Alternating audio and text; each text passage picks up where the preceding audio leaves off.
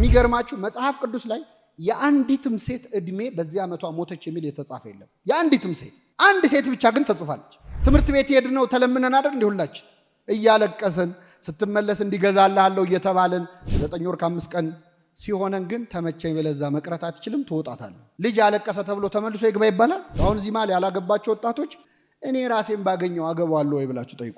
የክርስቶስ ራስ እግዚአብሔር አብ ነው ሲል አብ ከወልድ ይበልጣል ማለት እንዳልሆነ ሁሉ የሴት ራስ ወንድ ነው ሲባልም ወንድ ይበልጣል ማለት ነው። ባል ንጉስ ነው፣ ሚስትስ ንግስት አይደለችም። በጣም ይቅርታ።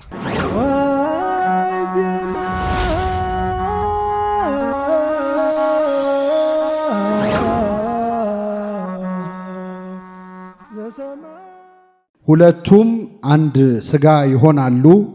በኦሪት ዘፍጥረት ምዕራፍ 2 ከቁጥር 26 ጀምሮ ባለው ኃይለ ቃል ለጥቂት ደቂቃ የእግዚአብሔርን ቃል እንሰማለን። ወንድማችንን እህታችንን ለዚህ ቀን ያደረሳቸው ማን ነው? ስለዚህ የእግዚአብሔር ቃል ለጥቂት ደቂቃ ቢነገር የሚገባ ስለሆነ ነው። ያው ሰው ከበላ በኋላ ስለማይማር እኔ አጠር አድርጌ ተናግሬ ወርዳለሁ። እግዚአብሔር አምላካችን በቸርነቱ እንዲያስተምረን ቅዱስ ፈቃዱ ይሁንልን። እግዚአብሔር በኦሪት ዘፍጥረት በምዕራፍ 1 ላይ ሰማይና ምድርን እንዴት እንደፈጠረ የምናያቸውን ነገሮች ሁሉ ከማይታየው አምላክ እንዴት እንደተፈጠሩ በዝርዝር ተጽፎ እናነባለን። በኦሪት ዘፍጥረት ምዕራፍ 1 ላይ እግዚአብሔር በመጀመሪያ ሰማይንና ምድርን ፈጠረ። የፈጠረውም መልካም እንደሆነ አየ። እጽዋትን ፈጠረ። የፈጠረው መልካም እንደሆነ አየ። እንስሳትን ፈጠረ። የፈጠረው መልካም እንደሆነ አየ እያለ በተደጋጋሚ ለ7 ጊዜ እግዚአብሔር መልካም መልካም መልካም የሚል ቃል ተናግሯል። 7ተኛ የፈጠረው የመጨረሻው ፍጥረት በዕለተ ዓርብ የተፈጠረው የሰው ልጅ ነው። ሰውን ሲፈጥር ደግሞ ለመጨረሻ ጊዜ እግዚአብሔር እጅግ መልካም እንደሆነ አየ ይላል። ሰው በነገራችን ላይ አዳም ማለት ያማረ የተዋበ ማለት ነው። ስለዚህ እግዚአብሔር የፈጠረው ፍጥረት ሁሉ መልካም መልካም መልካም ነው አለ። ከፈጠረው ፍጥረት ሁሉ ግን ይገርማቸዋል፣ አንድ ነገር እግዚአብሔር መልካም ሆኖ አልታየውም። ደስ ያላለው እግዚአብሔርን ቅር ያሰኘ አንድ ነገር ነበረ። ይኸውም ሰው ብቻውን ይሆን ዘንድ መልካም አይደለም፣ የምትመቸውን ረዳት እንፍጠርለት አለ። በፍጥረቱ ላይ ያየው ጉድለት አዳም ብቻውን መሆኑን ብቻ ነበር። ስለዚህ እግዚአብሔር በአዳም ላይ እንቅልፍ ጣለበት። ከአዳም ጎን አንዲት አጥንትን ወሰደ። አዳም ከዚያ ቀድሞ እንቅልፍ ተኝቶ አያውቅም ይላል ቅዱስ ኤፍሬም ሶርያዊ የተባለ ቤተክርስቲያናችን ሊቅ ኦሪት ዘፍጥረትን ሲተረጉም። አዳም ከዚያ ቀድሞ ተኝቶ አያውቅም። ለመጀመሪያ ጊዜ በገነት መካከል ተኛ። አዳም ተኝቶ ከጎኑ አንዲት አጥንትን ወስዶ እንግዲህ ክሉኒንግ በሉት ሰርጀሪ በሉት የመጀመሪያውን ሰርጀሪ የሰራው ዶክተር ማን ነው? እግዚአብሔር ነው። መጀመሪያ አኔስቴዥያ ሰጥቶ አደንዝዞ በእንቅልፍ አስተኝቶ በመንቃትና በመተኛት መሃል አድርጎ ሔዋን ስትፈጠር አይኑ እያየ ብትፈጠር ኖሮ ያመዋል። ስለዚህ ባያት ቁጥር አንቺ ስትፈጠር እኮ የታመምኩት ልክ እናቶች እንደምትሉት ማለት አንተን ስወልድ ያማጥኩት እንደምትሉት ሔዋንን አያስቀምጣትም። ስለዚህ አዳምን አስተኛው። ከዛ ከጎኗ አንዲት አጥንት ሰራ። ይችን አጥንት አመጣት ወደ አዳም። አዳምን ባያት ጊዜ ይቺ አጥንት ካጥንቴ ናት፣ ይቺ ስጋ ከስጋዬ ናት አለ። ስለዚህ ከወንድ ተገኝታለችና ሴት ትባል አለ። ስለዚህ ሰው እናትና አባቱን ይተዋል፣ ከሚስቱም ጋር ይተባበራል፣ ሁለቱም አንድ ስጋ ይሆናሉ ይላል። ሁለቱም በሉ እስኪ። አይ ግድ የላችሁም በቅርቡ ልትበሉ ስለሆነ እንደበላ ሶስት ተናገሩ። ሁለቱም አንድ ስጋ ይሆናሉ አለ። እንግዲህ በዚህ ምዕራፍ እኔ 3 ቁም ነገሮች ነግሬያችሁ ነው የምወርደው። የመጀመሪያው የጋብቻ መስራች ለባል ሚስትን፣ ለሚስት ባልን የሚያዘጋጀው ማን ነው? ምክንያቱም ሁሉን ያዘጋጀ ማን ነው? እግዚአብሔር ነው። አዳም ተጠይቆ አይደለም ሚስት ያገኘው። አዳም ሐሳብ ሰጥቶ አይደለም ሚስት ያገኘው። ምናልባት አዳም እስቲ ብቻህን ቀርተሃል ምን ላድርግልህ ቢባል እርግጠኛ ነኝ ከእንስሳት መሃል ቆንጆዋን ሊመርጥ ይችላል። እባብ ነበረች አሉ የዛኔ ቆንጆ። እሷን አግብቶ እንግዲህ የእባብ ልጆች እንሆን ነበር። ስለዚህ ከአዳም ምርጫ የማን ምርጫ ይሻላል? የእግዚአብሔር ምርጫ ይሻላል። እግዚአብሔር አዳምን እንቅልፍ አስተኛው። አስተኝቶ ከጎኑ አጥንትን ወስዶ ያችን አጥንት ሴት አድርጎ ሰራት። ከምልአቱን የተገኘችው አዳም ጉድለት ኖሮበት አንዳንድ ሰው ትዳርን እንደ ቴራፒ በቃ እኔ የሚያሟላኝ ሰው ፈልጋለሁ ይላል። እንዲያሟላህ አይደለም ትዳር፣ ሞልተህ ነው ትዳር የሚመጣው። ቴራፒ አይደለም ትዳር። አዳም ምሉ ነበረ። ከአዳም ምልአት ውስጥ ሔዋን ተገኝታ አንዲትን አጥንት ወስዶ ሴት አድርጎ ሰራት፣ ወደ አዳም አመጣት ይላል። ከጎን ነው ሔዋን የተፈጠረችው። ሴት ልጅ ከጎን ነው፣ ከጭንቅላት አይደለም ወይም ከግር አይደለም። ሴት ከግር ብትፈጠር ኖሮ ዛሬ ወንዶች ተነስተው እንርገጥሽ ይሉ ነበር፣ እንዲሁም አልተቻሉ። ከጭንቅላት ብትፈጠር ደግሞ እሷም አናት ላይ ልውጣ ትላለች። ስለዚህ ከጎን አደረገው። ለልብ ቅርብ ከሆነ አካል አድርጎ ከሚሸፈን አካል ሔዋንን ሰራለት። አዳም ባያት ጊዜ ይህች አጥንት ከአጥንቴ ናት አለ። ስለዚህ ለባል ሚስትን፣ ለሚስት ባልን የሚያዘጋጀው ማን ነው? እግዚአብሔር። እዚህ መሃል ያላገባችሁ አላችሁ። ለአዳም እግዚአብሔር ሚስት የሰጠው አስተኝቶ ነው። ስለዚህ ሚስት ከፈለክ ምንድን ነው ማድረግ ያለብን? ተኛና ሞክረው። መተኛት ማለት ሐሳብን ማን ላይ መጣል? እግዚአብሔር ላይ መጣል። ስለዚህ ማንን ማገባው በሚል ጭንቀት ትዳር አይገኝም። ትዳርን የሚሰጥ ማን ነው? ሁሉን ያዘጋጀው እግዚአብሔር ስለሆነ ማለት ነው። መተኛት ማለት ሐሳብን በእግዚአብሔር ላይ መጣል ነው። ልባችሁ ስለ ትዳር በማሰብ እንዳይከብድ አለ። በመጨነቅ ብዛት አይደለም ትዳር የሚገኘው። እኛ ራሳችንን ጥሩ ባል አድርጎ ማዘጋጀት ነው። አንድ ያላገባ ሰው ማሰብ ያለብን ምን መሰላችሁ? አሁን እዚህ ማለት ያላገባችሁ ወጣቶች እኔ ራሴን ባገኘው አገባዋለሁ ወይ ብላችሁ ጠይቁ ራሳችሁን እስቲ። እንደው አሁን አንተ ሲንግል ነህ አይደለ? እንደው አንተ ወንድ ከሆንክ ሴት ብትሆን ኖሮ አሁን ያለውን ወንድ ብታገኘው ታገባዋለህ ወይ? ስለዚህ ራስ ላይ ብትሰራ ይሻላል። ምሉ ስትሆን ነው ሔዋን የምትጨመረው። ወደ አዳም አመጣት። አዳም ባያት ጊዜ እኔ አዳምን ትንሽ ታዝቤዋለሁ። ይህን ታሪክ ሳነብ ባያት ጊዜ ይህች አጥንት ከምን ነቻለ? ትንሽ እንጠናና እንኳን አላለም። አይገርም? እንዳያት ምን ነቻለ? አጥንቴ አካሌ፣ እኔ አካሌ አካሌ የሚሉ ዘፈኖች ከዚህ የመጡ ይመስለኛል፣ አላቅም። እንዳያት ነው ማሞገስ የጀመረው። ይህች አጥንት ከአጥንቴ ናት፣ ይህች ስጋ ከስጋዬ ናት አለ። ትዳርን ሚስትን የሚያዘጋጀው እግዚአብሔር ነው። ለባል ሚስትን፣ ለሚስት ባልን የሰጠ እግዚአብሔር ነው። ይህንን ስጦታ ለእነዚህ ሙሽሮች የሰጠ አምላክ ስሙ የተመሰገነ ይሁን። ሁለተኛው ሰው እናትና አባቱን ይተዋል፣ ከሚስቱም ጋር ይጣበቃል፣ ሁለቱም ስንት ስጋ ይሆናል? አንድ ስጋ። አሁን እዚህ ጋር የምታዩቸው ሙሽሮች ስንት ስጋ ናቸው? አትዋሹ፣ አትዋሹ። ስንት ስጋ ናቸው? ስንት ወንበር ላይ ነው የተቀመጡት? የታክሲ ስንት ሰው ነው የሚከፍሉት? አይ አንድ ስጋ ነን ብለው የአንድ ሰው ይክፈሉና እንተያያለን። አንድ ስጋ ናቸው ነው ግን የሚለው መጽሐፍ ቅዱስ። አንድ ነፍስ ናቸው አይልም። ባልና ሚስት አብረው አይኮነኑም። ነፍስ የብቻዋ ነው የሚፈረድባት። አንድ ስጋ ነው የሚለው መጽሐፍ ቅዱስ። ሁለት መሆናቸው ጠፍቶት ነው ወይ? አይደለም። ስናያቸው ሁለት ናቸው። እግዚአብሔር ግን አንድ ስጋ አላቸው። ምን ማለት መሰላችሁ? የባል አካል የሚስት ነው፣ የሚስት አካል የባል ነው። ከዚህ በኋላ የእኔ የሚባል ነገር የለም። እሱ የእሷ ንብረት ነው፣ እሷ የእሱ ንብረት ነች። ባለትዳሮች የትዳር አጋሮቻችንን ስናስተዋውቅ ምኔ ናት ምኔ ነው ብለን ነው የምናስተዋውቅ። ይሰማል? እስቲ ባለትዳሮች ሚስትህን ባልሽን ስታስተዋውቁ ምን ብላችሁ ነው የምታስተዋውቁት? ምኔ ነው? ባለቤቴ። ምን ማለት ነው ባለቤቴ? እኔ የእሱ ንብረት ነኝ፣ እሱ የኔ ምንድን ነው? ባለቤት። ይሄ መኪና የማን ነው? ባለቤቱ ማን ነው ይባላል አይደል? እኔ የእሷ ዕቃ ነኝ፣ የእሷ ንብረት ነኝ፣ እሷ ነች ባለቤቴ፣ እሱ ደግሞ እሱ ነው ባለቤቴ ይባላል። ባለቤትነት ማለት ሁለቱም ስንት ስጋ ስለሆኑ? አንድ ስጋ ስለሆኑ ከዚህ በኋላ የኔ የሚባል ነገር ትዳር ውስጥ የለም። አንድ አድርገዋል ሁሉን ነገር፣ ሌላው ቀርቶ አካላቸው። ቅዱስ ዮሐንስ አፈወርቅ ሚስት ተነስታ ልወጣልህ ነው ብላ ብትቆጣ ውጪ እንዳትላት፣ ባይሆን የቀረሽ ዕቃ አለ እሱንም ይዘሽ ውጪ በላት። ምንድነው የቀረኝ ዕቃ ካለች እኔስ በሆነ ያንቺ ዕቃ አይደለ ወይ በላት ይላል። ባል የሚስት ነው፣ ሚስት የባል ነው። ያንተ የሚባል በአካልህ ላይ እንኳን ከዚህ በኋላ ማዘዝ አትችልም። ይህንን አንድነት የሚሰጠው እግዚአብሔር ነው። መንፈሳዊ ጋብቻ ይሄ ነው። ጋብቻ ማለት እግዚአብሔር ከተገኘ ሁለቱም ስንት ስጋ ይሆናሉ? ከጋብቻ ከቤተ ክርስቲያን ውጭ የተጋባችሁ ሰዎች ደግሞ ጋብቻችሁን በስጋ ወደሙ ቀድሱት። አንድ ሆናችኋል በስጋ። መንፈሳዊ አንድነትን ያድላችሁ እግዚአብሔር። ስለዚህ ሁለቱም ስንት ስጋ ይሆናሉ አለ። ሶስተኛ የምነግራችሁ ሰው እናትና አባቱን ይተዋል የሚለው። ጋብቻ ማለት እናትና አባትን መተው። መተው ማለት አለመጦር፣ አለመርዳት፣ ዞር ብሎ አለማየት አይደለም። መተው ማለት የሰው ልጅ ብዙ ነገር እየተወ ነው እዚህ የደረሰው። ሁላችንም አሁን ያለንበት እድሜ ላይ የደረስነው ብዙ ነገር ትተን ነው። በእናታችን ሆድ ውስጥ 9 ወር ቆይተናል። ሆድ ውስጥ እኮ በጣም ነው የሚመቸው።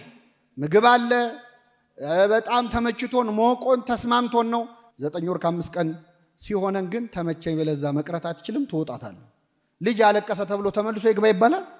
አይ መተው የእናት ማህፀን ምንም ቢመች ግን መተው ግድ ነው። መወለድ ያስፈልጋል። ተወልዶ እናቱ እቅፍ ውስጥ ይሆናል። የእናቱን ጡት ይጠባል። እስከ ዓመት እስከ 2 ዓመት ሊጠባ ይችላል። እስከ 3 ዓመት ሊጠባ ይችላል። ከዛ በኋላ ግን የግድ እናስተዋለን። መተው የሰው ልጅ የህይወት አንዱ ገጽታ ስለሆነ ማለት ጡጦ ይይዛል። በእርግጥ አሁን የከተማ ሴቶችማ ማጥባትም ትተዋል። ጡጦ ነው ገና መጀመሪያ ላይ አፉ ላይ የሚከቱለት።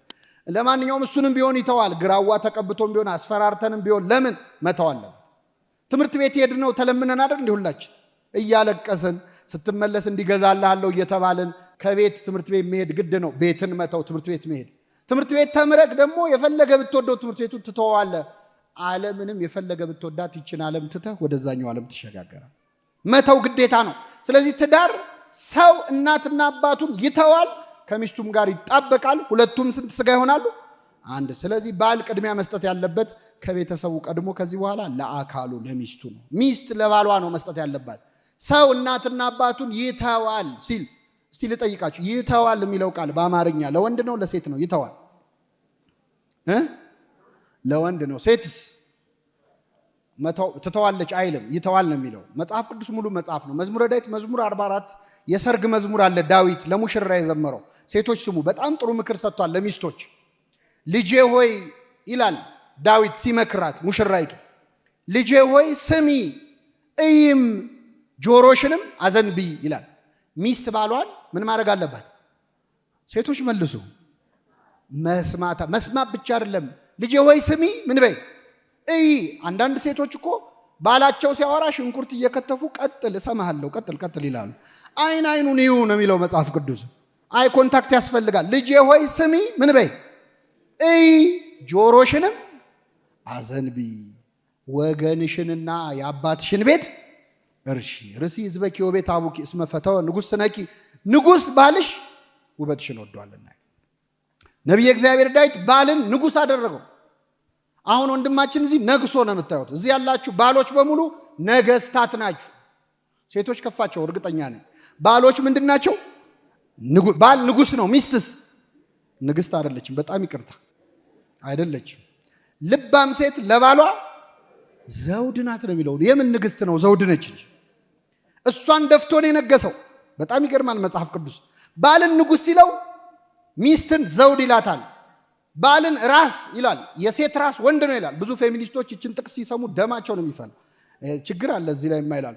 የሴት ራስ ወንድ ነው ይልና የቤተ ክርስቲያን ራስ ክርስቶስ ነው፣ የክርስቶስም ራስ እግዚአብሔር አብ ነው ይላል። የክርስቶስ ራስ ማን ነው? አብና ወልድ ይበላለጣሉ እንዴ? የክርስቶስ ራስ እግዚአብሔር አብ ነው ሲል አብ ከወልድ ይበልጣል ማለት እንዳልሆነ ሁሉ የሴት ራስ ወንድ ነው ሲባልም ወንድ ይበልጣል ማለት ነው። አንዳንድ ሴቶች ሴት ልጅ ረዳናት ሲባል አሲስታንት አድርገው ነው የሚያስቡትና ቅጥል ነው የሚሉት። ሴት የወንድ ረዳናት ማለት እኮ ሴት ከወንድ ታንሳለች ማለት አይደለም። አዎ ሴት ልጅ የወንድ ረዳት ናት።